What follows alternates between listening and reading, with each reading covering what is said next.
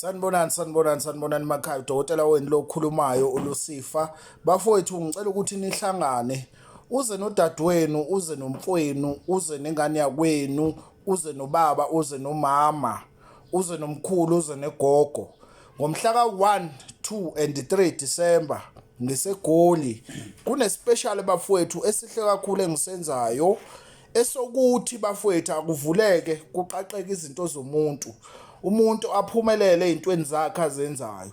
Asiyekeni bafowethu ukuganga. 1, 2 and 3 wozani wenza isicelo sakho. Angifuni ukwazi ukuthi yiphi inkinga obhekene nayo. Kulezo inkinga obhekene nazo ngicela ukuthi usondele ufike esigodlweni wenze isicelo sakho, senza amasiko kuwena ukwazi ukuthi uphile.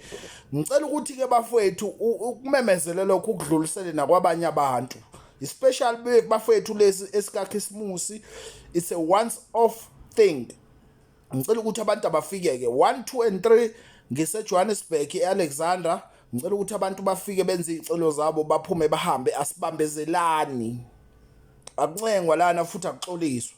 Uphiwe inhlanhla ukuthi ubungazi uDisemba kahle nomndeni wakho uphile ngoba isikhathi sokuhamba lesi bese uqala unyaka wakho kahle. 4, 5 and 6 ngicela ukuthi abantu beze bahlangane, uze nogogo nomkhulu nomama nobhuti, wonke umuntu uxoxele nabangani bakho emsebenzini, nifike esigodlweni esikhulu.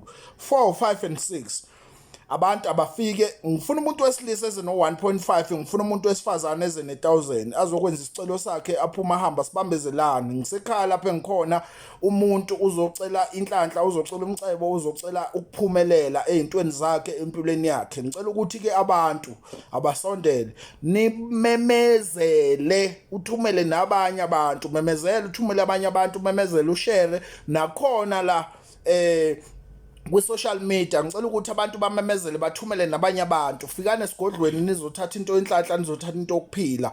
Bafowethu asingakhohlisani, semhlabeni lapha sivakashile sonke, sizocela ukuphila, sifuna ukuthi sibungaze siphile kahle unyaka wonke. Abantu abaningi bafowethu bathole ukunzima nokuhlupheka kulo nyaka, izinto ayihambanga kahle, izinto ayiphumelelanga ngendlela okuyiyona ngenxa yama-lockdown, konke lokho bekwenzeka kulo nyaka. Ngicela ukuthi ke abantu abasondele, bangahambeli kude, abasondele beze esigodlweni bazothola ukuphila, bazothola bafowethu impumelelo. Ngicela ukuthi ke nithumele wonke umuntu, umndeni, ungafihli lokho, akufihliwe ngoba uyangena uyaphuma. Lokho kufuna ukuthi wena ufuna udokotela 1-on-1 sokwenza ngelinye ilanga, kodwa njengamanje umhla ka-1, 2 and 3 ngiseGoli, 4, 5 and 6 ngisekhaya eMgababa. Siyathokoza ke.